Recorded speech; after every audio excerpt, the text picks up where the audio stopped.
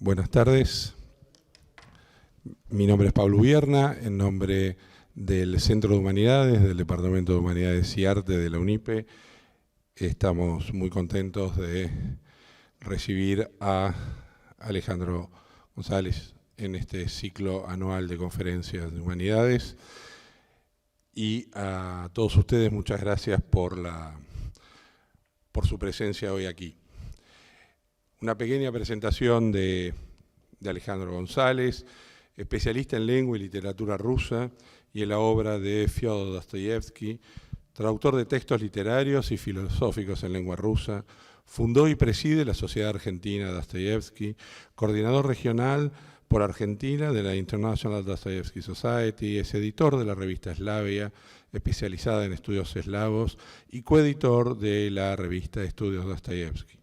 Miembro de la Unión de Traductores de Rusia, miembro del Consejo de Redacción de las revistas Dostoyevsky Studies, Cuadernos de Rusística Española y Mundo Eslavo, colaborador de la revista El Trujamán del Instituto Cervantes.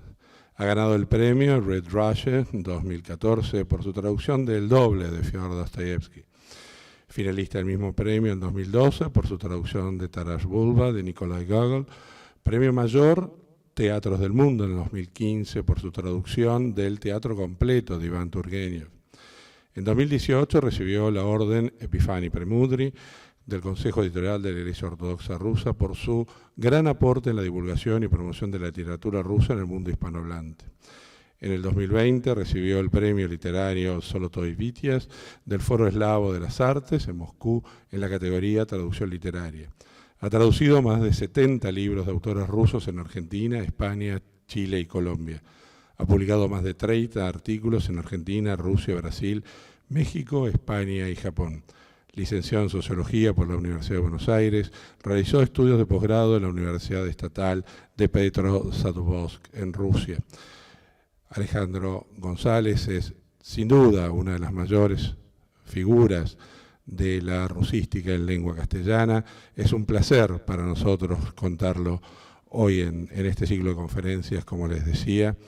Su presencia, esperamos, abra y consolide en un mismo acto los estudios sobre el mundo ruso en nuestra casa, que cuentan ya en sus programas de estudio con diferentes trayectos pedagógicos, materias, asignaturas dedicadas a la literatura y a la historia de Rusia y del mundo eslavo.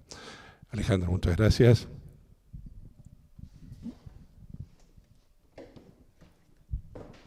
Bueno, gracias Pablo por la tan gentil presentación. A los que están aquí y todavía estarán llegando por estar un lunes a esta hora asistiendo a esta charla. Bueno, cuando Pablo me propuso venir aquí a dar una charla, me pareció que lo más, no sé, me pareció lo que encontraba más interesante era hablar un poco de una de las facetas para mí más apasionantes que tiene el trabajo de la traducción, que es previa al trabajo de traducción, es decir, no voy a hablar de traducción, no voy a versar hoy sobre problemas de traducción. Podré mencionar alguno como ejemplo, pero no es eso el eje que me interesa, sino que es un trabajo que no suele hacerse, quizás sí se hace más con lenguas antiguas por defecto, pero no tanto con lenguas modernas, que es el trabajo de,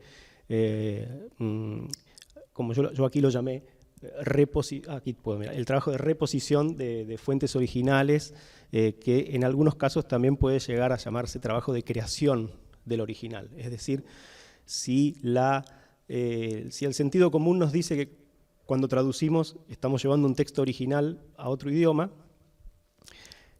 con lo que vamos a ver hoy, y esto lo dejo como planteo para lo que, digamos, a ver si al terminar esta charla los convenzo de esto, el traductor en este caso, y no es el único, no tiene el original para empezar a traducir, tiene que crear el texto original. No hay una fuente fidedigna desde la cual traducir. Entonces eso implica un trabajo que no es de traducción específicamente, o amplía el campo semántico de la palabra traductor, que es que el traductor no solamente se va a sentar a traducir textos, sino que va a tener que indagar en la historia de recepción de los textos, va a tener que ver qué ediciones existen en las lenguas originales, en lenguas interpósitas, y va a recrear la historia de ese texto, cómo fue leído, cómo fue editado, cómo fue publicado, y finalmente llegar, me ha pasado en algún caso, vamos a ver, a crear el original, porque ni siquiera en mi caso, ni siquiera en el idioma ruso existe el original como tal. No hay un original al que ir a buscar, hay que crearlo.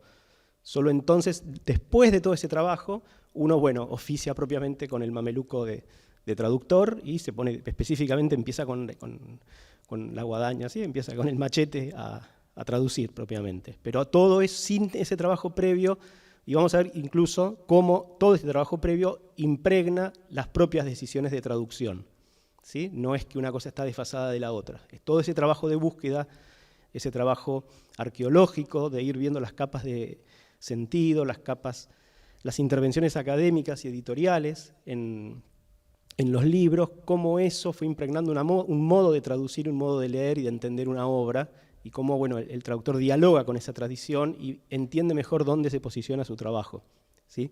Entonces, lo que voy a hacer es contar casos con los que yo me he encontrado en estos años que traduzco, ya son unos 20, donde voy a hacer, no va a haber un abordaje teórico y voy a ir a lo particular.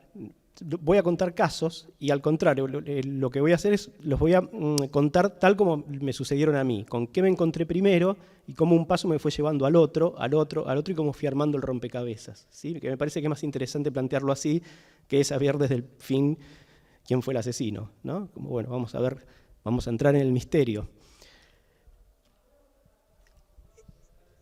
Las únicas palabritas teóricas a las que voy a apelar son a las de un texto muy famoso de Pierre Bourdieu, Las condiciones sociales de la circulación internacional de las ideas, es un texto de 1999, un texto muy famoso donde Bourdieu dice algo que parece una verdad de perogrullo, pero vamos a ver cómo opera esto en la práctica.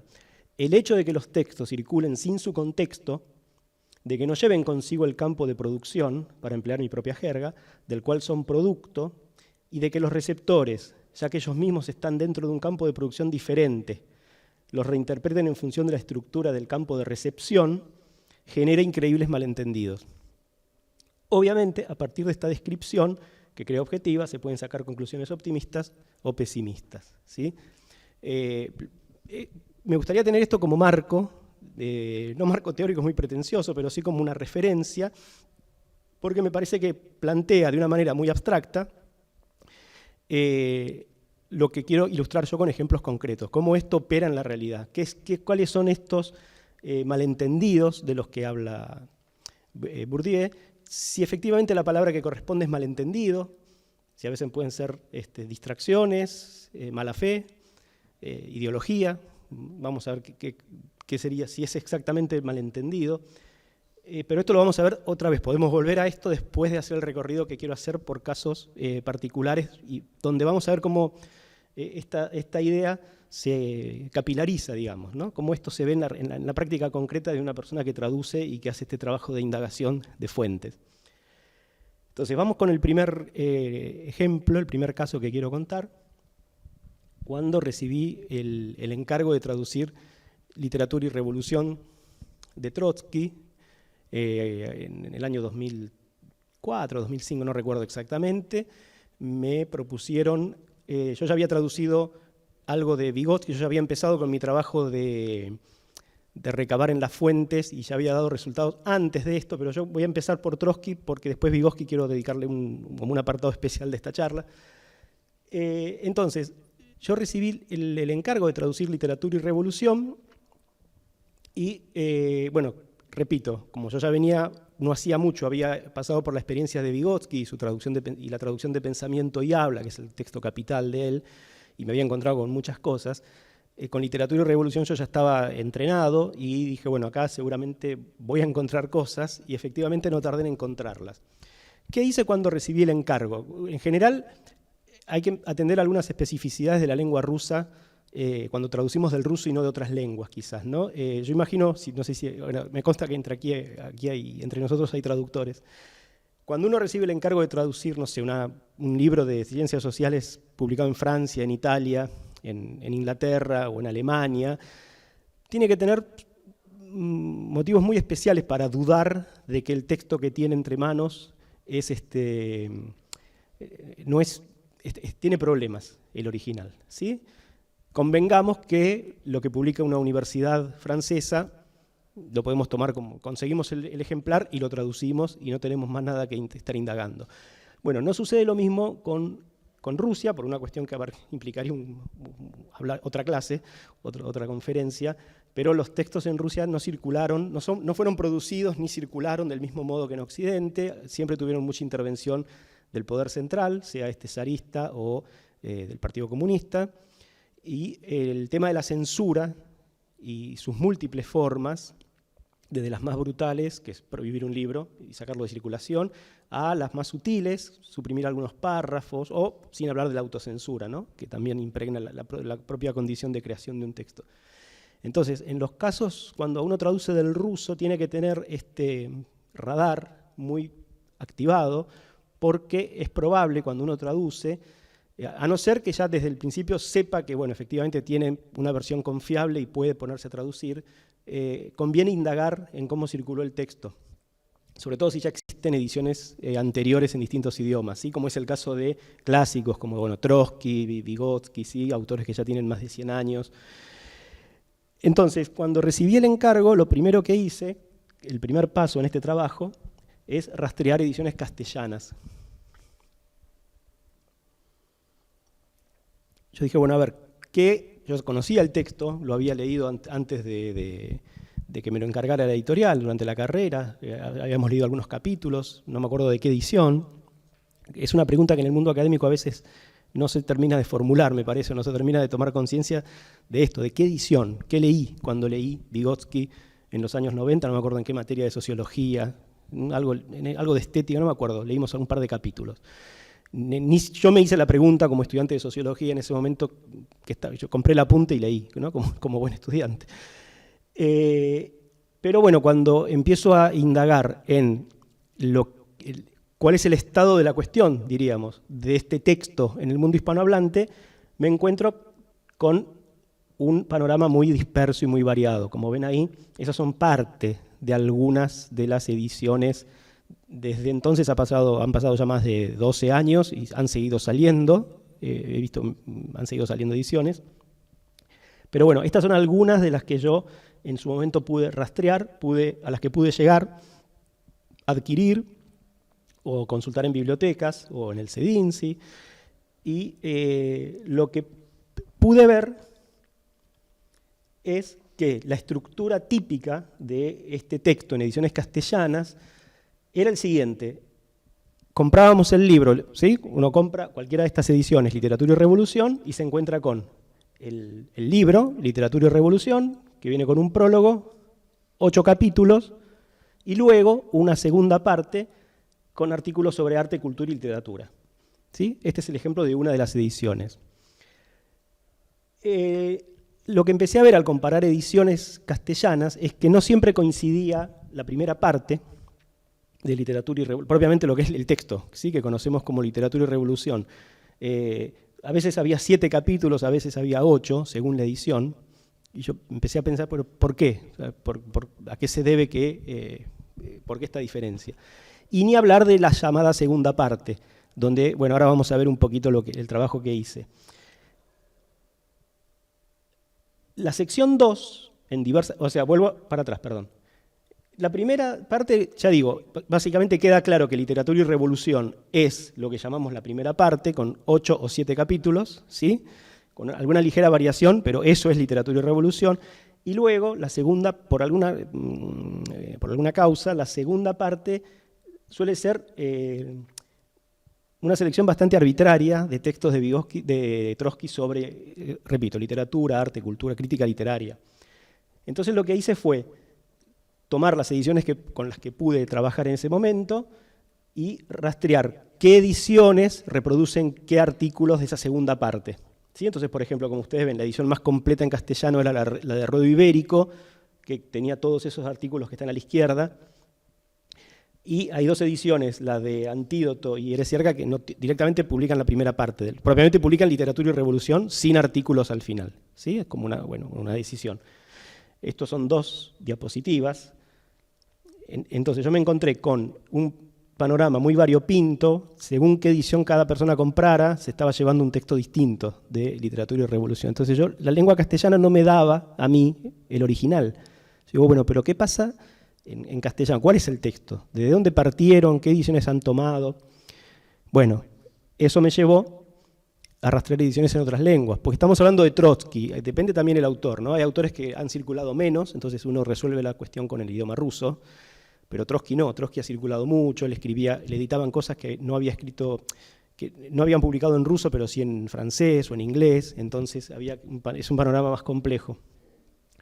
Bueno, rastreé las ediciones de literatura y revolución que pude y de aquellos idiomas que puedo controlar, ¿sí? No digo necesariamente saber, yo alemán, por ejemplo, no sé, pero puedo controlar una edición en alemán, ¿sí? Ver si está completa, si le faltan párrafos, y más o menos quien está en esto ahí tienen 3 ediciones, por ejemplo, distintas de literatura y revolución en alemán, en la parte de abajo.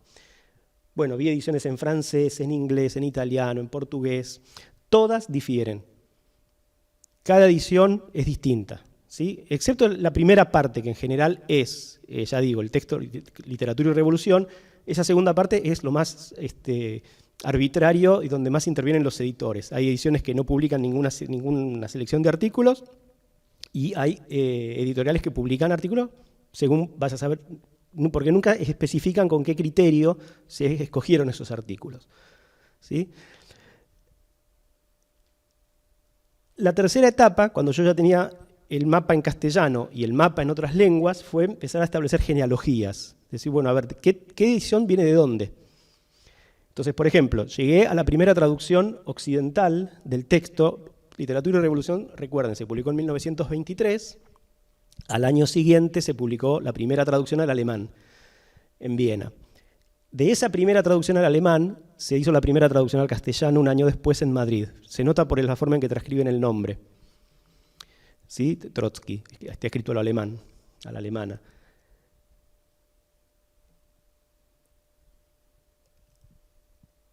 Lo que hice luego fue rastrear en castellano, porque puede haber 20 ediciones, pero en realidad son 3 traducciones. ¿Sí? Las editoriales van a veces más o menos legalmente, van tomando ediciones anteriores y las reproducen.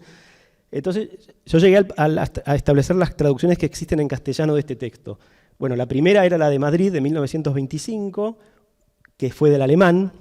Una segunda en 1964, que un poco es la que revitaliza el texto en castellano, es la del 64, traducida del italiano. Y una tercera traducción que se hizo en París, en castellano, en 1969, la de Ruedo Ibérico, la más completa, que es una traducción del francés. Entonces yo lo que veía es, no hay en castellano una edición, vamos a llamar canónica, por decir así, del texto, ¿sí? Una versión acabada, digamos, esto es el texto en definitivo. No lo había, y ninguna traducción castellana venía del ruso. Estaba todo vivoreando a través de otras lenguas que también tienen sus problemas estas ediciones, porque lo que pasa al reproducir es que cuando traducimos de lenguas interpósitas, sin saberlo, estamos llevando a nuestra lengua todos los problemas que pueden tener las ediciones al francés, al alemán, al italiano, que no están completas, que el editor hizo lo que quiso, que cambiaron, que sacaron, ¿sí? Que agregaron, y eso en general pasa sin saber lo que estamos haciendo. Me fui a la lengua franca de nuestro mundo, que no la era en la época de Trotsky, pero sí lo es en la nuestra, que es el inglés. Siempre hay que pasar por el inglés, antes o después. Y dije, bueno, ¿qué pasa en inglés? ¿Cómo están leyendo en inglés a Trotsky? Entonces encontré la primera traducción al inglés, se hizo del ruso, no de esa versión alemana, se hizo de la primera edición rusa, en Nueva York en 1925. La segunda edición al inglés, 80 años después, y no hace tanto, en el 2005, se publica en Chicago y toma esa primera traducción. En el mundo inglés, a Trotsky lo leen en una sola traducción. Por supuesto que uno cuando va descubriendo esto se alegra, ¿no? Y festeja así por dentro diciendo, nosotros tenemos más. Pero sorprende que en el mundo inglés angloparlante no haya habido ediciones más, no sé, más ediciones con un poquito más de ojo. A alguien se le ocurrió en el 2005 en Estados Unidos, publicar Literatura y Revolución, tomaron lo que había, que era de 80 años atrás, y especifican esto que es muy interesante. Bueno, lo parafraseo, ¿sí? Literatura y Revolución fue un texto publicado en 1923 en Moscú, una edición organizada en 2 secciones. La primera es la introducción de Trotsky en 8 capítulos, que es lo que pensamos que constituye Literatura y Revolución, ¿sí? La segunda sección es una colección de ensayos sobre literatura publicados entre 1908 y 1914, que nunca ha sido traducida al inglés y publicado íntegramente. Yo dije, bueno, si saben esto, van a actuar. Pero, dicen, antes, la primera y única edición completa, traducción completa en inglés de la primera parte, por Ross Strunsky, fue publicada en Nueva York en 1925. Yo dije, bueno, sabiendo esto, actuaron. No, la presente edición reproduce el texto de la de Strunsky con unas pequeñas modificaciones en la puntuación para, bueno, ayornar la traducción al inglés de 2005 y no al de 1922, serían muy poquitas cosas. Entonces yo dije, bueno, no están leyendo no tienen en inglés Literatura y Revolución. Pero la pista que me dio esta edición es muy interesante y es que habla de que Literatura y Revolución es un texto organizado en 2 secciones. Es decir, estas 2 secciones no coinciden con lo que yo venía viendo en castellano, que era Literatura y Revolución, y cuando el editor quería agregaba una segunda sección, sino que el texto en sí mismo tiene 2 secciones. ¿Se entiende? Entonces, lo que hice fue, bueno, yo había tenido acceso ya a la edición rusa del 91, esta la había comprado por internet, recuerdo. Justo me agarró en un momento que yo estaba acá y después terminé todo este trabajo que voy a contar estando ya en Rusia. Este libro me llegó por internet y yo tenía, bueno, la edición del 91, que se presentaba, no teman si no saben ruso, no importa aquí esto, la estructura del texto en ruso efectivamente son 2 secciones. La sección 1, que son 8 capítulos, ahí los tienen en números romanos a la izquierda, y la sección 2, que son... no sé si con el mouse puedo operar. Ah, sí, ven ahí, 1908-1914. Efectivamente, son textos que Trotsky publicó en esos años, entre las revoluciones del 5 y del 17. Entonces, esto es Literatura y Revolución. Entonces, ¿qué es lo que descubrí? Que en castellano no conocíamos la segunda parte de Literatura y Revolución. ¿Sí? Todo lo que se publicaba en castellano es esta primera parte, que se llamaba Literatura y Revolución. Y luego lo que se llamaba la segunda sección en realidad eran esto que les decía, que alguna edición lo puede reproducir o no, que es una sección antojadiza de artículos de Trotsky. Pero ninguna edición estaba reproduciendo la segunda parte de Literatura y Revolución, que es esta, la sección 2. ¿Sí? Excepto una traducción italiana del año 76 o 73, del año 73, ninguna lengua occidental tradujo esta segunda parte. Y creo que la responsable es, vuelvo para atrás, la primera edición al alemán, que efectivamente publica solo la primera parte de Literatura y Revolución, y lo vende como Literatura y Revolución. ¿Sí? Vuelvo para adelante. Entonces, estando ya en Rusia, dije, bueno, ¿qué me queda? Ya tengo lo que sucede en el mundo castellano, ya tengo lo que sucede en lenguas occidentales. ¿Qué pasó en Rusia? La edición del 91... que es la que yo ya tenía en mano y me la llevé en la valija, me decía que estaba hecha sobre la base de la primera edición rusa. ¿Sí? Y efectivamente, mi idea era, bueno, voy a ir a la biblioteca y como estoy ya muy desconfiado, voy a chequear párrafo, línea por línea, a ver si la edición del 91, que está ahí cayendo la Unión Soviética, efectivamente reproduce la primera edición o no, porque las ediciones soviéticas pueden decir que son completas, y ya lo vamos a ver con Vygotsky, no, eso no es así. Entonces yo me fui a la biblioteca de San Petersburgo, que por suerte me quedaba cerca del trabajo, y voy un día con la idea de, bueno, voy a pedir la primera edición de Literatura y Revolución y voy a estar horas viendo párrafo por párrafo a ver qué pasó acá.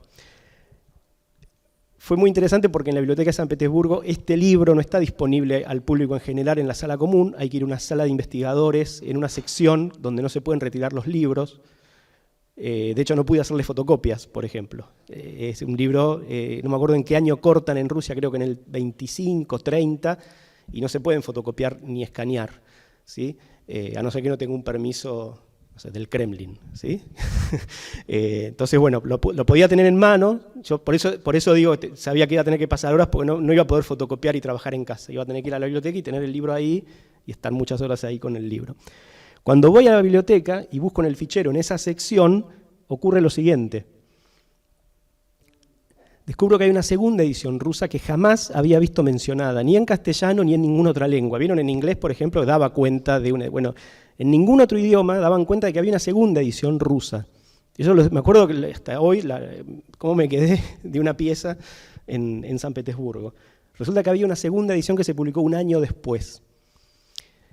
Obviamente, ¿qué dice? Bueno, ¿es lo mismo? ¿Publicó el mismo texto? A comparar. Bueno, horas comparando. En realidad esto no fueron tantas horas, porque el misterio se resolvió bastante rápido. Lo que está en rojo son las diferencias entre la primera y la segunda edición. Trotsky escribe un prólogo a esa segunda edición y agrega un capítulo 9 a la primera parte, ¿sí? Sobre la literatura y la política del Partido Comunista Ruso. Un texto conocido, ya estaba publicado en otras ediciones, en esas antologías así diferentes y caóticas de las ediciones existentes. Entonces yo ahí tenía ya todo, había reconstruido toda la historia de la edición, desde la primera, la segunda, podía ver de qué idioma se fue traduciendo, qué sacaron, qué agregaron, qué decisiones se fueron tomando. Y pude reconstruir esto, que la tercera edición rusa, que en realidad lo que se publicó en el 91 es la tercera edición. Yo pensaba que era la segunda, y en realidad era la tercera. Y por alguna razón que desconozco, quizás no lo sabían tampoco ellos, los editores del 91 no sabían que había una segunda edición rusa, o lo supieron y no lo buscaron, o no sé. Directamente obviaron, por eso la flechita, ¿sí? Efectivamente, la edición del 91 es estrictamente la de la primera, esto lo constaté, pero pasaron por la segunda la puentearon. Bueno, así fue como en Argentina, en el año 2015, se publica la primera edición completa, que tiene en cuenta, y acá vuelvo al punto, todo esto lo hago antes de traducir. Yo todavía no estoy traduciendo el texto, ¿no? Y yo a medida que se me iban sumando artículos, iba pensando, cuando empieza todavía no empecé, ¿sí? Este trabajo lleva bastante tiempo, y en algún punto, si uno no, este específicamente no se puede hacer no estando en Rusia, y en esos archivos. Bueno, la edición que publicamos en el 2015 en Argentina recoge la historia de la edición en Rusia y la historia del texto en Occidente y en nuestra lengua. Luego de todo ese recorrido yo puedo estar seguro de lo que estoy traduciendo. Yo ahí sí tengo el original, yo ahí sí ya soy el dueño, tengo en posesión, tengo las llaves del libro, ¿sí? Ahora voy a traducirlo yo. Ni hablar que uno en el medio que va leyendo va viendo decisiones de traducción que le parecen más polémicas, que después uno empieza a dialogar con por qué traducen así, asá. No tanto en este tipo de textos que son políticos. Esto pasó más vamos a ver ahora con Vygotsky, ¿no? Son más conceptos científicos. Bueno, lo que hice yo, cuando ya tenía la llave, y aprovechando que estaba en Rusia, fue no solo traducir las dos ediciones. Lo que hice fue, por supuesto, tomé la segunda edición rusa, le agregué el prólogo, esto está inédito en castellano, no se conocía, no se conoce en Occidente, y el capítulo 9 le agregué, porque así Trotsky lo quiso en vida. Y agregué propiamente lo que es la segunda parte del texto, que esto no se conocía en Occidente, o sea, todo lo que está aquí, la parte 2, no estaba publicado casi no estaba, excepto una edición italiana, repito, no hay en ningún idioma, ni en Francia, ni en Inglaterra, ni en Estados Unidos leen esto, no lo tienen en su lengua. Y de todo ese popurrí de artículos, solamente lo que está en rojo estaba publicado en castellano, en ediciones de estas que yo digo que había artículos de todas partes. Todo lo que está en negro es inédito. Es decir, no se conocía prácticamente la mitad de un texto importante dentro de del pensamiento marxista, como Literatura y Revolución de Trotsky. Esta experiencia me hizo pensar mucho, y luego hablé con traductores del alemán, qué marxismo hemos leído en castellano, ¿sí? Porque somos dados a agarrar las banderas y a protestar y a salir a las marchas, pero cuando se pasa al trabajo riguroso uno ve que hay muchos problemas, ¿no? Y bueno, a toda persona que yo le comentaba de lo que estaba, tenía un grupo de interlocutores con los que yo iba diciendo, mirá lo que acabo de encontrar, todos me decían, esto es una locura, ¿sí? Es una joya, es una locura, esto hay que publicarlo. Bueno, finalmente le encontramos editor, se publicó, y lo que hice, ya que estaba en Rusia, fue, en la biblioteca, esto llevó mucho tiempo, seleccioné todo lo que Trotsky escribió, o por lo menos lo que estaba en la biblioteca de San Petersburgo, en la Biblioteca Nacional, sobre literatura, arte y cultura. ¿Sí? Todo lo que encontré lo seleccioné. Parte de ese material pude fotocopiarlo, pude trabajarlo en casa, parte tuve que trabajar en la biblioteca, pero lo que hice fue ordenarlo cronológicamente, que no lo había hecho en ninguna edición anteriormente, y lo separé por los años, siguiendo un criterio histórico, antes de la primera revolución, entre las revoluciones, de la revolución al exilio de Trotsky y en el exilio. ¿Sí? Todo lo que ven ahí en rojo ya había sido publicado anteriormente. Todo lo que está en letra negra es inédito en castellano. ¿Sí? Entonces, bueno, por eso el libro quedó un libro de unas 800 páginas, es un libro muy grueso, muy importante. Agregué un apéndice con páginas del diario de exilio y luego agregué una referencia de Lunacharsky sobre Trotsky, que me parecía interesante agregar, que no fue incluida en la edición, finalmente no se incluyó en la edición, por una cuestión ya de que estaba quedando muy gorda. Bueno, esa es una experiencia, vuelvo a Bourdieu, ¿sí? Lo que decía antes, cómo esto se plasma cuando uno trabaja en la práctica. ¿Qué pasa? ¿Qué significa esta frase de Bourdieu de que los textos circulan fuera de su contexto, ¿no? Bien, me voy a ir al caso de Vygotsky que les prometí. Si da el tiempo vamos a ver un tercero.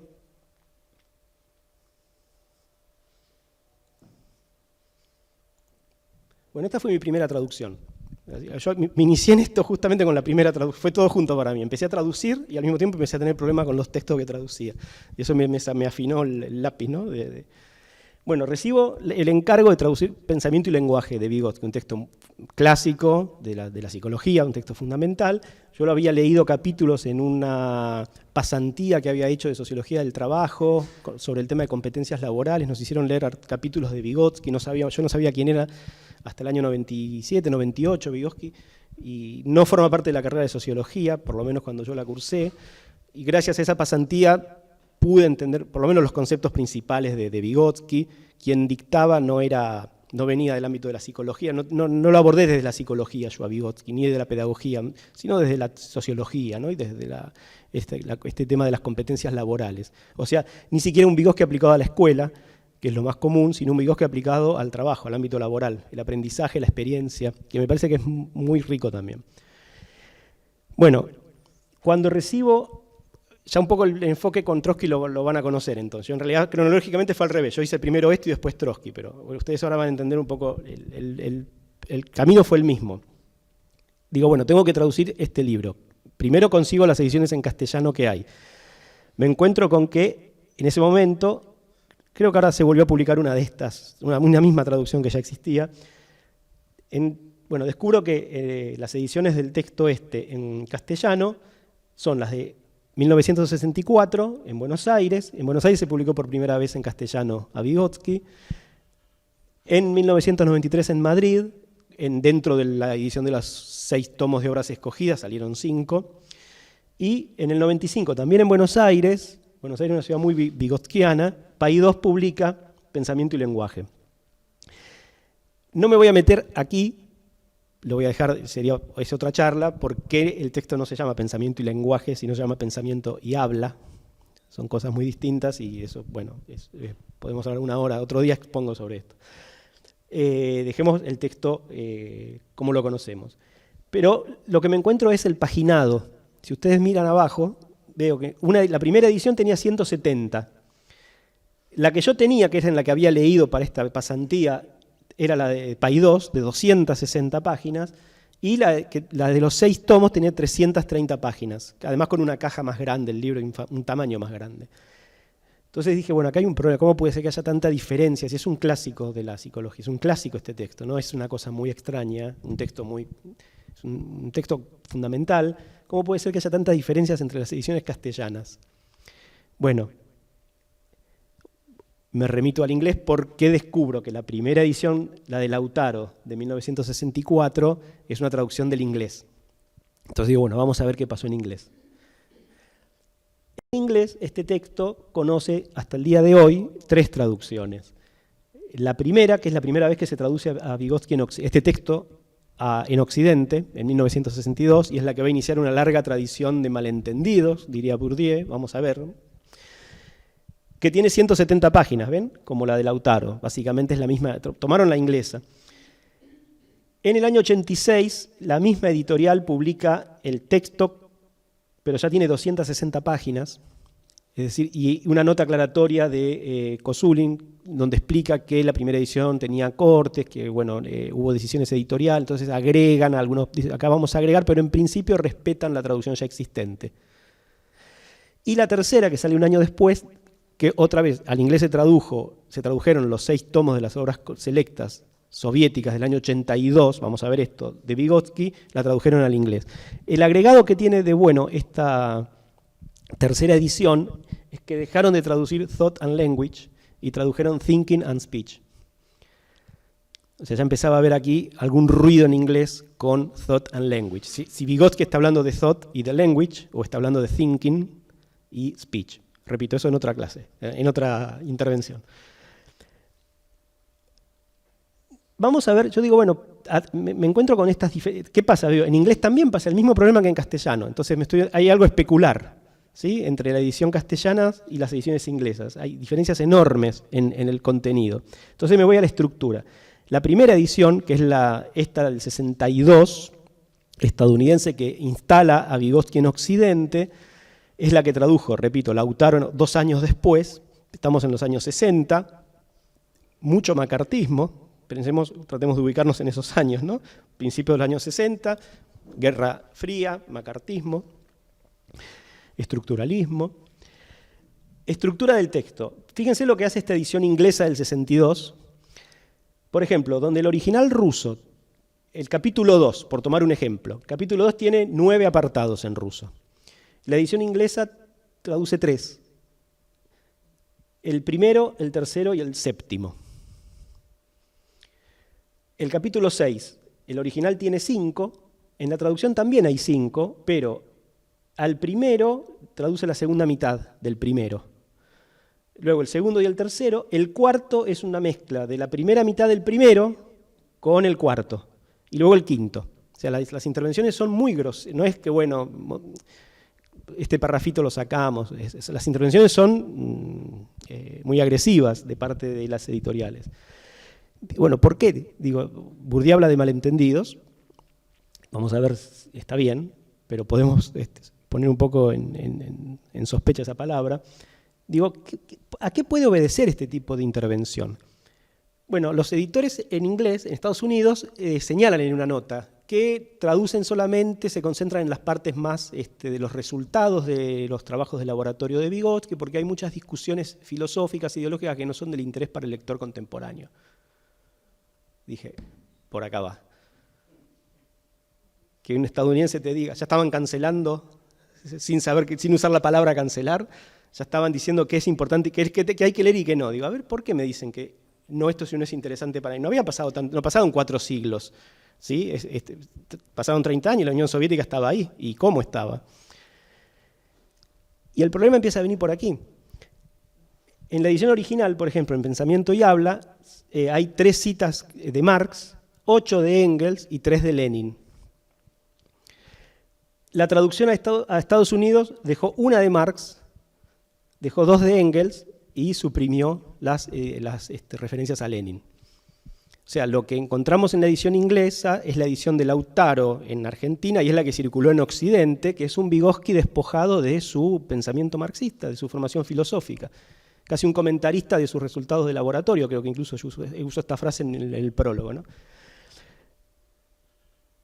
Esa edición estadounidense del 62 es la que irradió hacia todo Occidente. Fíjense, los años, ¿no? En el 64 en Argentina se publicó, en el 64 al mismo año se publicó Denken und Sprechen en Alemania, en Italia, en Dinamarca, en Portugal, ¿sí? En 10 años, en 6 años, la figura de Vygotsky explota en Occidente, pero muy filtrada por la intervención estadounidense, por la lectura norteamericana de Vygotsky. Digo, bueno, me tengo que ir a Rusia, ¿sí? Otra vez, esto termina, siempre lo resolvemos, todos los caminos conducen a Rusia. ¿Qué pasó en Rusia con este texto? Bueno, lo que encuentro después de indagar es En ruso hay 4 ediciones de este texto, la original de 1934, una de 1900, Vygotsky entró en zona de prohibición poco después de su muerte, hasta el año 53 que muere Stalin, y siempre hay como una fecha, varias fechas a tener en cuenta distintas a nuestro calendario, ¿no? En Rusia el 53 es un año como de antes y después. Bueno, 3 años después de que muere Stalin y empieza a haber rehabilitaciones y aflojan la censura, sale una edición de Pensamiento y Habla de Vygotsky en 1956. La edición se presenta completa, pero no lo es. En 1982, en la Unión Soviética publican 6 tomos de obras escogidas de Vygotsky, fue el emprendimiento editorial más ambicioso hasta la fecha de publicar las obras de Vygotsky, el legado de Vygotsky, pero con muchos problemas de intervenciones editoriales e ideológicas. Entonces también la edición del 82 tiene cortes. Por eso la edición inglesa del 87 que vimos antes, que toma esta, y la edición de Visor de España que toma esta, llevan sin saber los problemas que tiene la edición soviética, ¿sí? Porque no hay una investigación en la edición. Finalmente, en el 96, otro año importante en la historia de Rusia, en el 91, empiezan a circular textos que habían estado prohibidos, no sin problemas, porque a veces siguen todavía hasta el día de hoy publicando textos en Rusia sin revisar las ediciones soviéticas y siguen en el mercado habiendo problemas.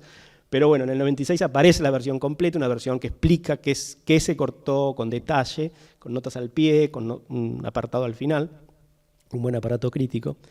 Entonces yo tomé la edición del 96, que fue la primera con la que tuve contacto, también esta la compramos por internet, esto fue en el año 2001, internet todavía no era como hoy, pero ya se podía hacer compras con tarjeta de crédito, llegó el libro, bueno, ahí empecé a reconstruir, o sea, toda esta cadena que termina en la edición del 96 yo la hice al revés. Yo empecé con la edición del 96 rusa y empecé a indagar, bueno, ir para atrás. Finalmente fui dando con otras ediciones de Pensamiento y Habla en ruso. Y aquí está el mapa que yo logré armar antes de empezar a traducir la primera palabra, la primera frase del texto, que es el mapa del texto, el cómo circuló este texto, la pregunta, el planteo de Bourdieu.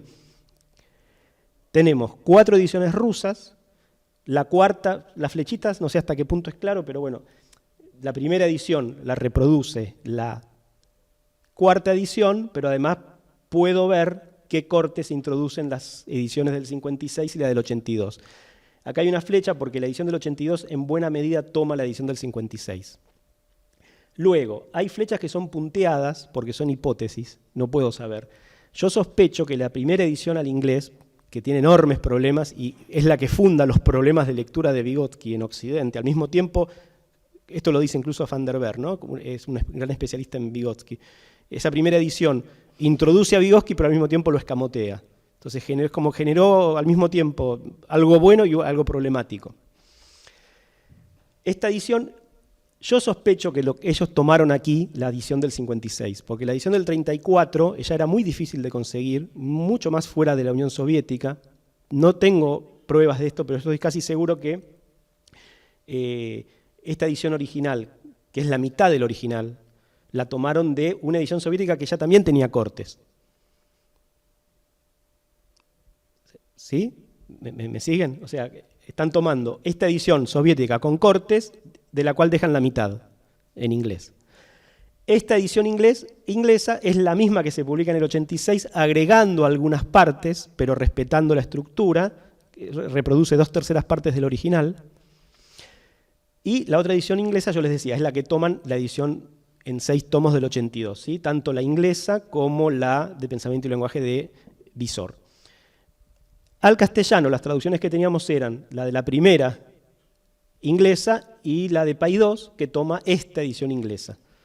Entonces, con todo este mapa, con toda esta flechita, yo recién ahí pude decir, bueno, voy a empezar a traducir recién ahora tengo el libro.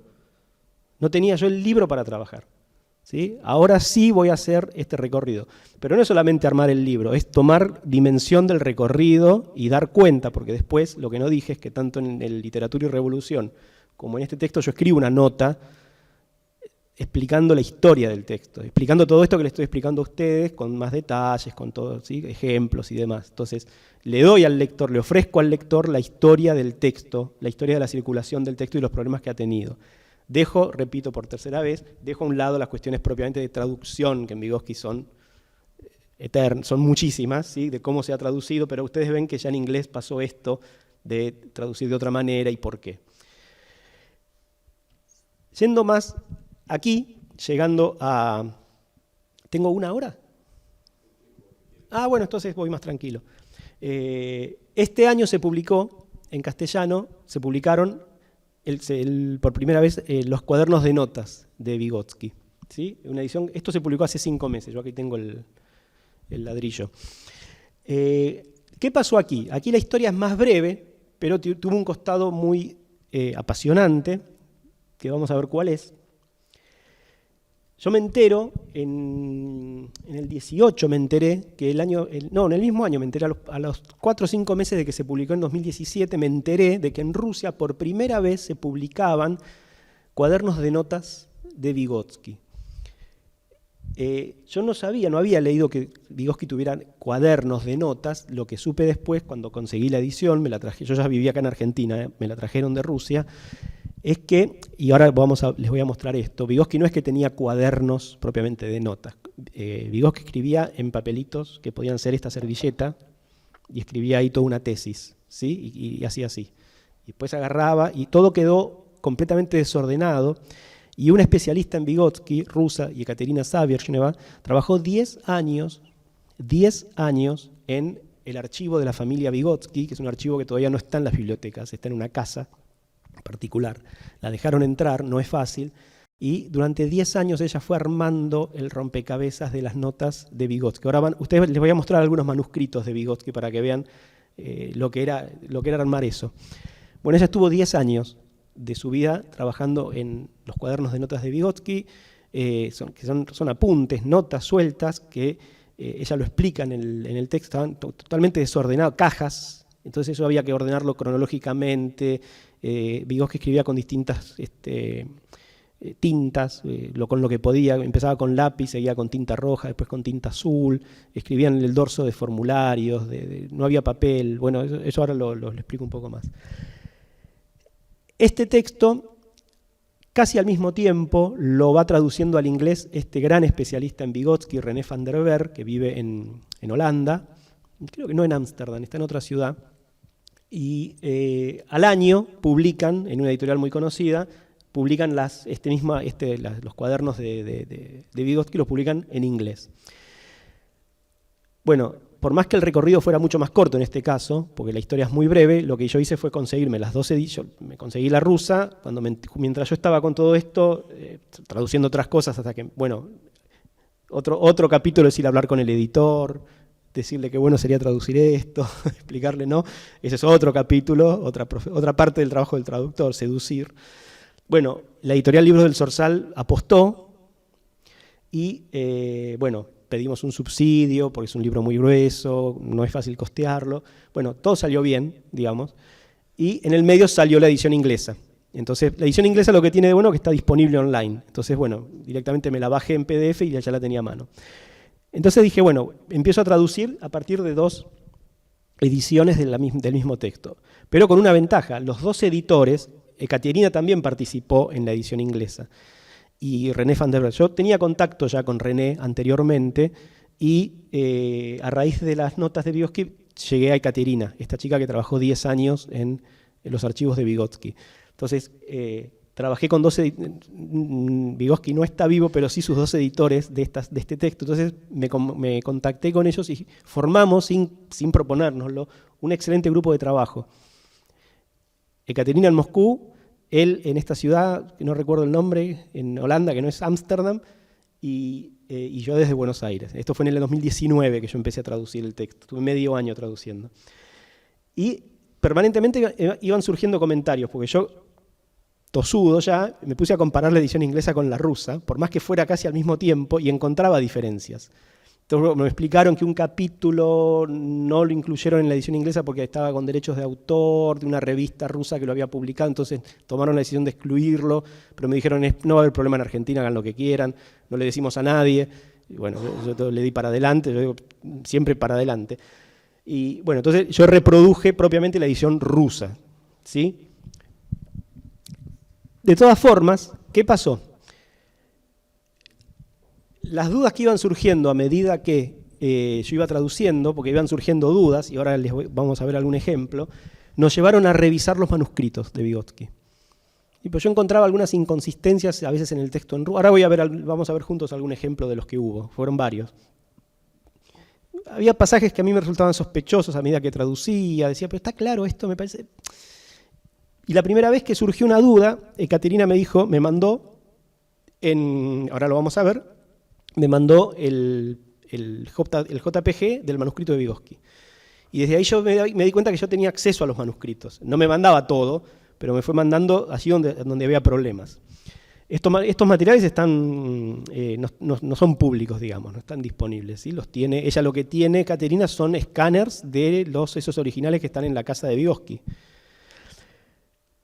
Entonces, ahí pueden ir viendo parte del problema de Vygotsky. Vygotsky escribía en hojitas en las que podía. Estamos en 1900, la década del 20 en Rusia, principios del 30.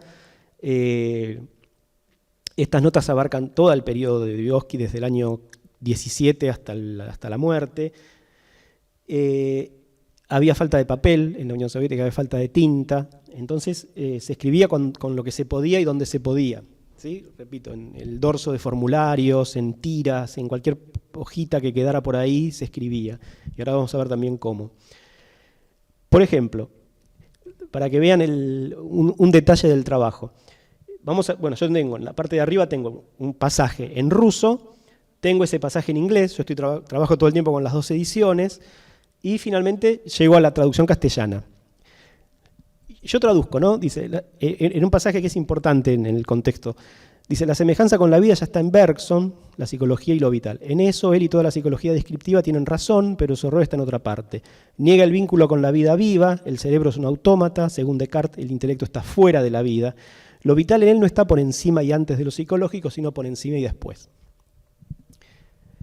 Yo estoy seguro que, bueno, ustedes como lectores, o yo mismo como en calidad de lector, leo esta frase, leo esto y paso de largo. ¿Cuál es el problema? Sin embargo, cuando uno traduce está como con la cabeza en otro modo, y yo digo, qué raro que diga, no está por encima y antes, sino por encima y después. ¿No tendría que ser por debajo? No se asusten, la cabeza cuando uno traduce funciona así, ¿sí? Es un detalle que quizás, o no, quizás está dicho así en el original, vamos a chequearlo. Bueno, y esta duda fue la primera que generó este tipo de ida y vuelta entre Ekaterina, René y yo.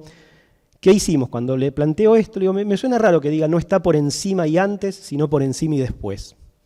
Fíjense que yo tenía el texto en ruso, dice eso, ¿sí? Bueno, los que sepan ruso aquí, ni nat, a not, y en inglés, not above, but above. ¿Sí? Bueno, digo, quizás soy yo y estoy muy neurótico y es así en el original. Entonces, Ekaterina, esa fue la primera vez que me mandó esto. En esa tirita está desarrollada esa tesis de Vygotsky. ¿Sí? Eso fue lo que ella fue ordenando en 10 años. Entonces, me dijo, acá está el manuscrito y juntos vimos esa frase. Y entonces, releyéndola, Ekaterina se da cuenta que efectivamente, ahí en ruso, bueno, ahí no dice, aquí dice nat, esta es la letra de Vygotsky, pero aquí no dice nat, dice pot, o sea, debajo. Bueno, ahí Ekaterina comprendió que el traductor era un loco y me dijo, sí, yo soy el traductor, comprendió que estaba dialogando con un demente y me dijo, no, pero me dijo, ella misma, cuando estaba llevando el manuscrito, ella tipeaba esto, ella misma no leyó el nat, no leyó pot, leyó nat. Y no repasó, porque esas cosas es normal que pasen, ¿sí? Quizás hacía 7 horas que estaba tipeando esto y la cabeza empieza, los ojos, incluso aunque uno puede ver bien y las manos hacen lo que quieren, o al revés. Bueno, ahí me dijo sí, se nos escapó. Y entonces empezamos a hacer un listado de pequeños errores que fuimos encontrando en la edición rusa, que lo sabía, ¿sí? Y en la edición inglesa que reproducía lo que pasaba en la edición rusa. Acá, otro problema que tienen trabajar con manuscritos de Vygotsky, y que esta tarea fue abordada aquí. Ahí tenemos otra hoja de él, ¿sí? Otra de esas hojitas donde él escribía. Fíjense el color de las tintas, ¿sí? Él empieza a escribir en rojo y continúa en azul, sigue en rojo. Yo me imagino, pobre, cuando uno escribe con una viroma y se le queda, hace así, insulta, agarra otra que tiene así, se vuelve a quedar, vuelve a insultar, agarra la que estaba hasta que arranca, bueno, y así va escribiendo. Ahí había habido también una duda mía por una cuestión del posesivo, que en el contexto no me quedaba claro a qué remitía el su. Bueno, esto lo discutimos con Ekaterina y con René, eso después se subsanó. Pero lo que les quiero mostrar, ese es el punto 5, ¿ven? Ahí está un poquito más agrandada la letra el puño y letra de Vygotsky. Y miren cuál es el problema también que tiene trabajar con los manuscritos de Vygotsky. Vygotsky era judío, sabía yiddish, y entiendo que tenía conceptos de hebreo, y en esas lenguas las vocales no se escriben, se pueden omitir. No sé en el caso del yiddish, en el caso del hebreo sé que, o el árabe, las lenguas semíticas sí pueden ir omitiendo las vocales. Sospecho que Vygotsky apeló a esa experiencia para ahorrar papel y ahorrar espacio y ahorrar tiempo, porque otra cosa que tenía Vygotsky era la conciencia de que tenía tuberculosis y que le quedaba poco de vida. Y él vivió sus últimos 10 años de vida sabiendo que se moría. Y la prisa porque esto se acaba. ¿Sí? No podía contar que, bueno, dentro de 5 años vemos si abrimos una cátedra. ¿No? Entonces, fíjense, lo que él escribe lo que está escrito aquí, en este manuscrito, es esto que ven aquí. Es decir, en realidad, la palabra, fíjense que él en las primeras 2 palabras, ¿cómo las abrevia? Quitando las vocales. ¿Ven? No hace falta saber ruso. ¿Sí? ¿Ven? Aquí. No está la O, no está la Y, no está la O. Y aquí no está la A, no está la I, y no está esta letra I en ruso. ¿Sí? Entonces, hay que ir descifrando, esto es lo que hizo Ekaterina, ¿sí? Por suerte no me tocó a mí, pero hay que ir descifrando, hay que ir abriendo lo que Vygotsky fue concentrando y luego ir al sentido. Bueno, en ese pasajito habla de la compatibilidad de diferentes aspectos del habla. Bueno, este trabajo lo fuimos haciendo durante medio año a medida que surgían inconvenientes. Otro caso fue cuando sí, por ejemplo, yo encontraba una diferencia entre la edición rusa e inglesa. ¿Sí? Aquí no es tan importante esto, pero les muestro nomás. En ruso dice una cosa, que es lo que dice en castellano, en esta tabla, edad preescolar. Aquí Vygotsky está desarrollando el desarrollo de la percepción y de la representación. ¿Sí? Está haciendo una lectura heterodoxa de cómo se venía leyendo esto. Está diciendo que la representación en el niño primero es generalizada y después es aislada, es al revés de cómo creía la psicología. Pero yo encuentro que en la edición inglesa, ven que dice, no sé si se ve, preschool age y school age. Es una diferencia importante, ¿no? en este tema, en este contexto. ¿Sí? Vygotsky está hablando de la edad, hay una distinción entre la edad preescolar y la edad escolar, ¿o no? Yo me encuentro que en ruso dice una cosa y en inglés dice otra. Bueno, eso despertó otra pregunta que llevó a buscar, aquí está la tabla, este pasaje, es este manuscrito, ahí hay una tabla, y en ruso efectivamente estaba bien. O sea, ahí hubo una errata en la edición inglesa. René también iba llevando su listado de modificaciones para introducir en una futura edición inglesa. Bueno, así es como este libro que está aquí, otra vez, nace de la búsqueda de ir comparando ediciones que hay en distintos idiomas. Yo aquí tuve el privilegio de trabajar con los editores, que además, ya digo, lejos de ofenderse porque les marcaba algún error o se mostraron muy cordiales y bueno, formamos un equipo muy bueno durante esos meses. Nos agarró justo la pandemia ya. Empecé en el 19, después la revisión fue en el 20, ya estábamos en pandemia y bueno, también nos hablábamos de eso, cómo estaba cada uno, bueno, un poco de terapia hacíamos, de catarsis. Bien, esto permitió que René van der Ver y yo escribiéramos una nota al principio, una nota a la edición castellana de los cuadernos de notas de Vygotsky, cuyo último párrafo da cuenta de este trabajo, ¿no? Dice, durante el proceso de traducción, estas ediciones fueron minuciosamente revisadas, la rusa y la inglesa. O sea, ellos aprovecharon mi trabajo para revisar el trabajo de ellos. Lo que permitió aclarar y precisar cuestiones terminológicas, también hubo eso, cuestiones de traducción, hubo discusiones sobre traducción, por qué al inglés así, por mejor al castellano asá. Establecer más fuentes bibliográficas, eso ayudó a Ekaterina, corregir y ampliar el aparato crítico, ellos mismos a medida que iban surgiendo iban agregando. y en algunas ocasiones revisitar los manuscritos del autor para dilucidar pasajes confusos o de difícil comprensión y proponer otras interpretaciones posibles, cuando no simplemente detectar y subsanar errores de lectura. Bueno, por esta razón puede afirmarse que en castellano contamos con una edición ampliada y actualizada desde su propia concepción y nacimiento, y que el libro que el lector tiene en su mano constituye hasta la fecha la edición más completa en el mundo de los cuadernos de notas de Lev Vygotsky. ¿Sí?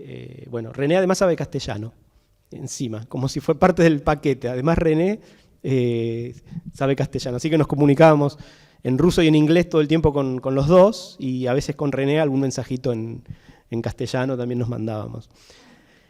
Por último, esto que es una novedad, es un libro que acaba de salir el viernes, lo tengo acá, tengo al editor aquí presente, que es el significado histórico de la crisis de la psicología. Este es un trabajo que he hecho este año, terminó siendo un año vigotskiano, bueno, con estos dos aportes desde Buenos Aires, y aquí también hubo un trabajo interesante. ¿Cuál fue? Lo voy a explicar brevemente. La historia aquí también es más breve. En realidad, el manuscrito de Vygotsky, el texto nunca se publicó como tal en vida de él, y por primera vez se publicó en 1982 en estos 6 tomos de la edición soviética, la que ya comenté antes. Ahí se publica el texto, con bastantes problemas. Como es la única edición original en ruso, es la única fuente que sirvió para hacer traducciones al francés, al inglés, al alemán y al castellano, ¿sí? Entonces yo ahí tenía, bueno, menos recorrido para hacer, de todas maneras fui indagando estas ediciones previamente existentes, y el contacto que yo ya hice con Ekaterina, gracias a este libro, me sirvió para trabajar en este otro.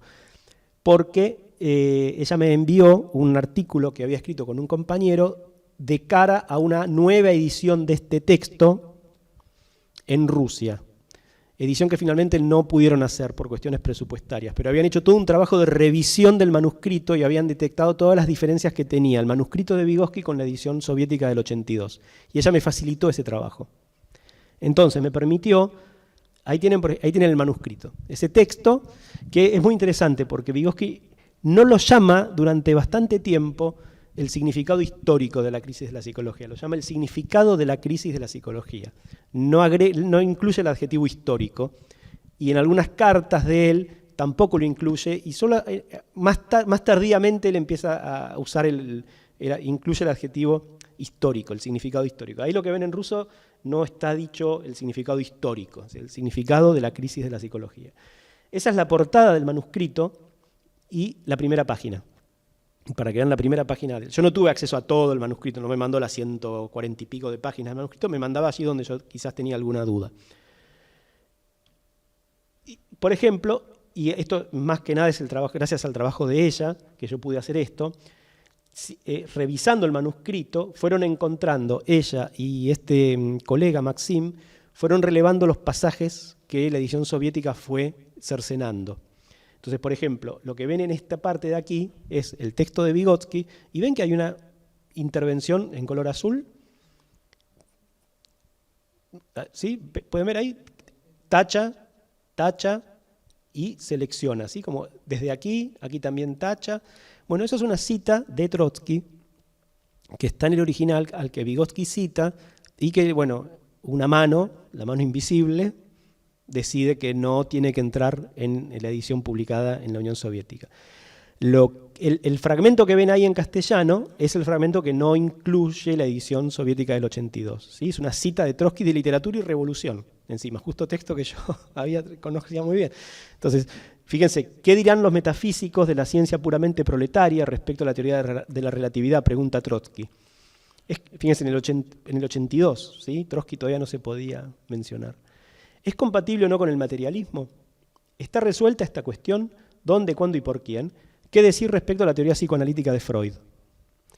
¿Es compatible con el materialismo, como piensa, por ejemplo, el camarada Radek? Radek es este que está acá tachado, también su apellido. ¿Y yo con él? Tachado también esa parte. ¿O es hostil a él? Trotsky. Luego sigue Vygotsky. Pero, cita, abarcar metodológicamente todas estas nuevas teorías e introducirlas en el contexto de la concepción dialéctico-materialista del mundo, cita, no es del orden de los artículos de periódicos o revistas, sino del orden de un hito científico y filosófico como el origen de las especies y el capital, y no será realizado ni hoy ni mañana. Yo esta frase la había traduciendo Literatura y Revolución. Entonces, para mí fui a buscar, ¿cómo traduje yo esto? Bueno, eso es uno de los distintos pasajes que no están en la edición rusa. Como les decía, esta edición rusa, que se iba a hacer para el año 2017-18, finalmente no vio la luz. La edición castellana es la primera completa en Occidente. No, en el mundo. Porque ni siquiera en Rusia publicaron este trabajo que estaban haciendo de revisión, no lo hicieron. Entonces, aquí directamente fue crear el original, ¿sí? Gracias a la colaboración de los colegas. Y bueno, ahora justo el viernes salió acá en Buenos Aires la primera edición en el mundo. No hay en ninguna lengua esta edición que recoja los cortes que introdujeron los editores soviéticos.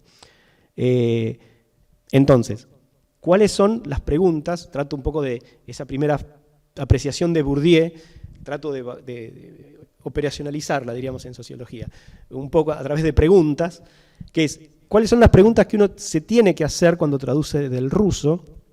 Por lo menos las que yo me hago, nadie está obligado a hacerlo, pero me parece que los resultados están a la vista, que es, ¿qué se traduce?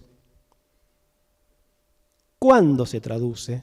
O sea, el traductor tiene que saber un poco de historia de lo que está traduciendo. ¿Qué pasa en ese contexto? Esto que les digo, ¿por qué los estadounidenses fueron...? Porque la censura de Vygotsky que hicieron los rusos en esas ediciones que yo les decía, perdón, en el 56 y en el 82, no es tan salvaje.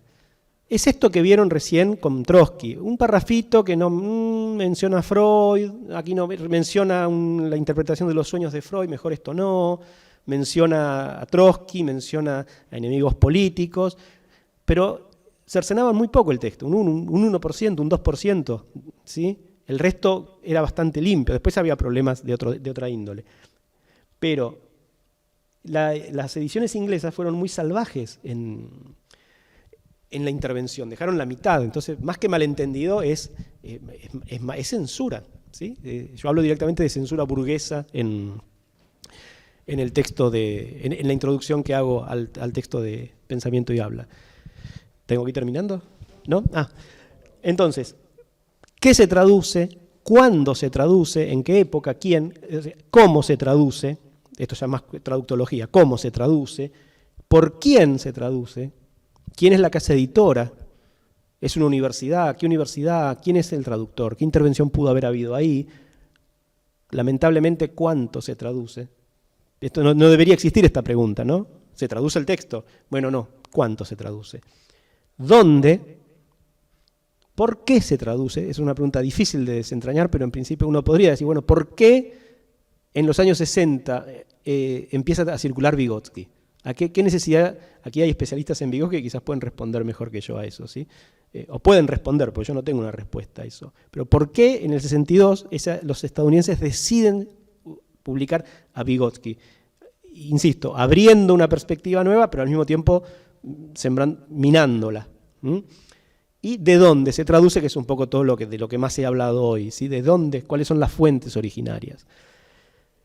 Y si me permiten, y para terminar, un último caso, porque hasta aquí vengo hablando de ciencias sociales, ¿sí? Entonces uno puede decir, bueno, en textos de crítica literaria, textos políticos, de intervenciones como la de Trotsky o Vygotsky en ciencia, uno puede entender más cómo opera la censura, son textos que pueden generar problemas en la academia, en el partido, ¿sí? O en Estados Unidos, en los ámbitos académicos, en épocas macartistas.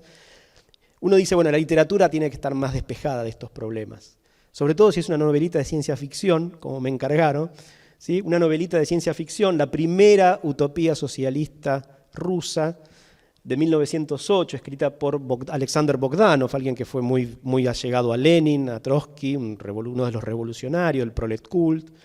Él escribe en 1908 una fantasía, una novelita de ciencia ficción, Estrella Roja, que es la historia de un hombre, de un terrícola, que es, hoy diríamos abducido, pero es llevado a Marte para que vea cómo en Marte funciona la sociedad socialista. Es una novela maravillosa, como para leerla es una novelita hermosa. Bueno, yo empiezo a traducir esa novela pensando, estoy traduciendo una ciencia ficción muy copada, muy interesante, pero este trabajo lo hice estando en Rusia también. Empiezo a ver, porque me gusta hacer esto de documentarme y ver ediciones en otros idiomas, Y rápidamente detecto que hay una edición castellana, conseguí una edición francesa y una edición inglesa. Y también iba controlando en internet con una edición alemana. Como ya les dije, yo no sé alemán, pero puedo controlar, puedo seguir un texto en alemán. Y por lo menos detectar, acá falta algo, acá agregaron. Y empiezo a ver que ninguna coincidía, ni la rusa. Pues yo también tenía una rusa que conseguí yo dije, bueno, operé con inocencia. Fui a una librería, me compré la edición, que ahora van a ver, de 2009, rusa, y dije, empecé a traducir de ahí. Empiezo a ver que no coincide ninguna. De repente se corta un capítulo, otra edición lo sigue, otra agrega. Digo, ¿qué está pasando aquí? Entonces dije, bueno, tuve que sacar de mí la experiencia de Trotsky y Vygotsky, que no pensé que iba a tener que usar con un texto de estas características, pero luego sí, y vamos a ver por qué. Entonces me fui a reconstruir la historia del texto en Rusia, porque dijo, acá está habiendo un problema. No tardé en descubrir que la edición completa era la inglesa, Red Star. Y de hecho, tuve una anécdota con el traductor, lo busqué sin saber quién era, me contestó un estadounidense que en ese momento estaba por Europa, me dijo, esta edición, la primera edición rusa está en Helsinki, se ofreció a buscármela en Helsinki cuando estaba de paso, bueno, una cosa así, camaradería entre colegas. Pero bueno, lo que yo hice fue rastrear las ediciones rusas. Digo, acá hay problemas. Por tontos que parezcan, no tontos, por inesperado el lugar donde yo no esperaba encontrar en una novela de ciencia ficción de 1908 problemas de censura. Bueno, el texto se publicó en 1908, pero se reeditó en el 18, en el 22, en el 23, en el 24, en el 25, en el 29, quedó censurado, a partir de ahí no se pudo publicar, el libro estuvo prohibido. Recién en el año 79 aparece en esta edición roja, que es una antología de ciencia ficción, ahí aparece Estrella Roja, y recién en 2009 volvió a salir en forma individual. Esta es la edición que yo tenía en mano en San Petersburgo, que no sospechaba que esa edición tenía problemas también. Entonces, ¿qué hice? Bueno, buscando, llegué a la primera edición de este texto de 1908 y fui relevando los cortes que fueron agregando las distintas ediciones soviéticas. Y acá viene para terminar y para entre todos hacer este ejercicio. Vuelvo a un punto que había dicho antes. Fíjense lo que pasa en Rusia todavía. Esta edición de 2009, hay que ver qué editorial es. Sencillamente tomaron la edición de aquí, del 79, y la publicaron. Y no sospechan que están publicando una edición que tiene cortes. Es decir, hoy un ruso que va a comprar este libro en una librería no encuentra ediciones completas. Porque las primeras ediciones completas fueron la de 1908, y creo que la del 18 y el 22 también, y después poquito a poquito ya el 23, 24, 25 ya le iban metiendo tijeretazos. Y vamos a ver algunos de esos tijeretazos, porque lo genial de esto es compartir con el lector esos fragmentos y decir, bueno, a ver, ¿por qué fragmentos son los que pudieron haber molestado al poder soviético a medida que pasaban los años? Y vamos a verlo juntos, porque me parece que son temas muy actuales y muy geniales para pensar la censura. Aquí hay un primer fragmento. En un momento un personaje le dice a otro, ¿no? Sabe, entre sus amigos hay otra mujer de la cual tampoco usted sospechaba nada, y ella también lo ama. No tanto como yo, por supuesto. No, adiviné de inmediato. Pues claro, ella también lo engañó a sabiendas, siguiendo mi consejo. ¡Ah, cuánto engaño y perfidia hay en este mundo!, exclamé con cómico patetismo. Es una escena un poco así como ligera, de descomprime, ¿no?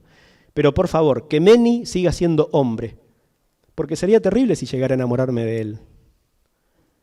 Sí, eso es tremendo, confirmó Nettie pensativa. Yo no comprendí su extraña seriedad. Lo que ven en rojo, lo volaron. Una ligera alusión a la homosexualidad. ¿Sí? Que en 1908 era parte incluso en ese momento, ya digo, la novela está bien armada, tiene momentos de dramatismo y momentos de descomprime un poco, ¿no? Hay charlas así ligeras, como que se burlan, pero incluso así en tono de burla, una ligera referencia a la homosexualidad, se fue tachando. Esto es nada más, esperen. Otro pasaje, un poco más largo. Dice, un momento, la interrumpí. ¿La he entendido bien? Todo este pasaje que van a ver aquí, todo esto está censurado. Aquí no puse rojo porque todo lo que está aquí fue cortado. ¿Está diciendo que fue esposa de Leta? Leta es un hombre. Sí, respondió Nela. Pero me parece que usted dijo que la ruptura definitiva con Sterny se produjo después de la muerte de Leta, ¿no es así? Sí, ¿eso usted no lo entiende? No, sí la entiendo, solo que no lo sabía. En ese momento nos interrumpieron. Un niño había tenido un ataque de nervios y Nela fue llamada a urgencia. Me quedé solo unos minutos, estaba algo mareado, presa de una sensación tan extraña que no podría describir con palabras. Y continúa. ¿Cuál era el problema? En todo ello no había nada de raro. Nettie era una persona libre y se comportaba como tal. ¿Que Leta había sido su marido? Yo siempre lo había respetado y tenido en alta estima, incluso si no hubiera sacrificado su vida por la mía. ¿Que Nettie había sido esposa de 2 camaradas al mismo tiempo? Yo siempre había considerado que la monogamia, en nuestro medio, no derivaba sino de nuestras condiciones económicas, que limitan y entrampan al hombre a cada paso. Pero en Marte reinaban otras condiciones económicas que no ponían ningún límite a los sentimientos y relaciones personales. Por alguna razón, la monogamia, todo este largo pasaje, ¿sí? Es media página, las ediciones soviéticas lo fueron suprimiendo. O este otro. Poco tiempo después de iniciar nuestra relación, las diferencias entre nuestras personalidades comenzaron a hacerse más evidentes y dolorosas para ambos. Habla de su relación de pareja. Paulatinamente fueron adquiriendo la forma de un profundo desacuerdo ideológico en el modo de comprender nuestra actitud hacia la tarea revolucionaria y el sentido de nuestro propio vínculo. Ella consideraba que el amor implica ciertas obligaciones, concesiones, sacrificios y, lo principal, fidelidad mientras dure la unión. Yo en realidad no me disponía a entablar nuevos vínculos amorosos, pero me negaba a admitir la obligación de la fidelidad precisamente en tanto obligación. Todo esto está suprimido. Incluso suponía que la poligamia es por principio superior a la monogamia, ya que es capaz de brindar a las personas una vida personal más rica y una mayor variedad de combinaciones genéticas. En mi opinión, solo las contradicciones del régimen burgués hacían que en nuestro tiempo la poligamia fuera en parte irrealizable y en parte un privilegio de los explotadores y parásitos que mancillaban todo con su psicología corrompida. El futuro debía traer cambios profundos también en esta esfera. Estas consideraciones sacaban de quicio a Ana Nikolaevna, que veía en ellas un intento de revestir de ideología una actitud brutalmente sensual hacia la vida. Bueno, todo esto también es uno de los pasajes censurados, ¿sí? Amor libre, poligamia, a partir de cierto momento en la Unión Soviética, no se entusiasmen, muchachos. Y para cerrar, me parece el más interesante desde el punto de vista político, este fragmento. Bueno, aquí les explico un poco el contexto. En Marte, la revolución social, Marte ya es un planeta socialista, y cuentan la historia de cómo se produjo la revolución social. Todo fue mucho menos sangriento que en la Tierra, ¿sí? Es un contexto fue una revolución de baja intensidad, diríamos. Entonces hay un pasaje donde le explica, un largo capítulo, donde le explica toda la historia de cómo se llegó al socialismo en Marte, que en realidad Bogdanov está explicando ahí una hoja de ruta de cómo hay que hacer la revolución en la Tierra. Dice, sin embargo, cuando los gigantescos trabajos llegaron a su fin y con ellos la colonización capitalista de los antiguos desiertos que los acompañaba, no tardó en desatarse una crisis económica y la paz social se vio perturbada. Se llegó incluso a una revolución social. Pero otra vez el curso de los acontecimientos fue bastante pacífico. Y escuchen, el arma principal de los obreros eran las huelgas, y solo en contadas ocasiones y en muy pocos lugares se produjeron alzamientos, casi exclusivamente en las regiones agrícolas. Poco a poco, los dueños fueron cediendo ante lo inevitable, incluso cuando el poder estatal cayó en manos del Partido Obrero, de parte de los vencidos no hubo ningún intento de defender su causa recurriendo a la violencia. Todo esto se cortó, pero ahora viene lo mejor. Continúa. Durante la socialización de las herramientas de trabajo no se aplicó un rescate en el sentido exacto de la palabra. No obstante, los capitalistas percibieron al principio una pensión. Muchos de ellos desempeñaron más tarde un papel destacado en la organización de los emprendimientos sociales. Es el problema que tuvo la revolución. Los que sabían organizar no dejaban de ser los capitalistas. ¿Quién sabe organizar la producción? El capitalista. ¿Qué hacemos? Si los matamos, bueno, aquí hay una solución. Les damos una pensión. Tienen que aceptar que perdieron, les damos una pensión y organicen. No era fácil superar las dificultades en la distribución de la fuerza de trabajo de acuerdo a la vocación de los propios trabajadores. Durante un siglo existió para todos, excepto para los capitalistas en pensión, una jornada de trabajo obligatoria, primero de 6 horas y luego menor. Pero el progreso de la técnica y el cálculo exacto del trabajo libre contribuyeron a librarse de esos últimos restos del antiguo sistema, porque ya en Marte la gente trabaja el tiempo que quiera y de lo que quiera. ¿Sí? Si a mí me gusta ir media hora a clavar clavos, voy. ¿sí? La novela explica cómo funciona ese sistema socialista. Pero fíjense, todo este pasaje, el anterior y este, fue censurado después de la Revolución. Es decir, obreros que trabajen 6 horas, no. ¿Sí? Y esto de que los capitalistas colaboran, tienen un papel colaboracionista con la revolución porque les está reconociendo el saber hacer, ni más ni menos. ¿Quién organiza la producción? El capitalista sabe. ¿Sí? El capitalista sabe organizarla. Nos guste o no, es el que sabe. No podés poner un operario al frente de administración. Bueno, lo resuelve de esta manera. Los capitalistas aceptan la derrota, ¿sí? Algunos no, pero la mayoría sí, aceptan la pensión, no trabajan, reciben la pensión, ayudan a organizar, y la jornada laboral de los proletarios es de 6 horas hacia abajo. Bueno, esto obviamente ya no era viable en la Rusia que fue surgiendo después de la revolución a medida que se consolidó el poder soviético, y estos son fragmentos que se fueron cercenando. Entonces me parece que, yo esto en la edición del libro, yo esto voy poniendo en nota a pie de página, este pasaje fue censurado, para que el lector también haga el ejercicio al que le interesa, de ver qué es lo que se censuró y que haga estas reflexiones, ¿no? Decir, mira, ¿por qué este pasaje pudo haber molestado? Y bueno, ahí lo tienen, ¿sí? Bueno, esto es lo último.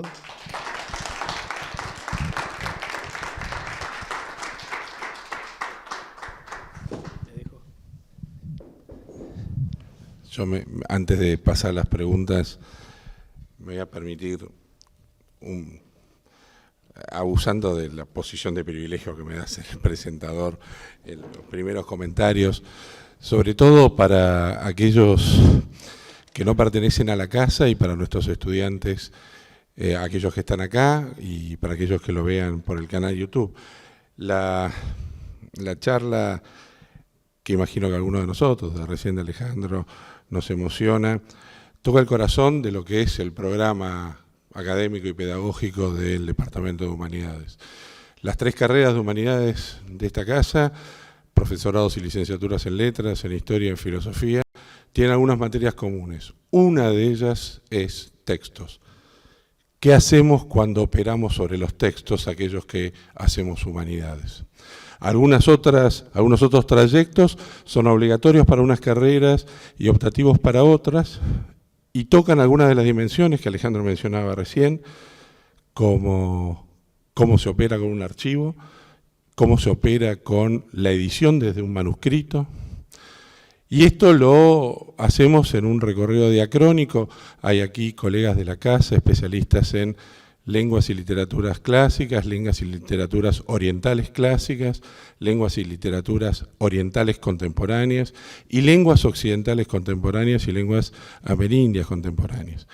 Y para nuestros estudiantes es el mismo trayecto formativo, el texto en la base de las humanidades y cómo se llega a eso dentro del marco amplísimo y más que polisémico de lo que podemos llamar transmisión. Sin saber de qué iba a hablar Alejandro, y por eso la emoción personal, la charla que acabamos de tener toca el corazón de lo que es el proyecto pedagógico y formativo de los que vamos haciendo esta nueva casa, esta nueva universidad pública.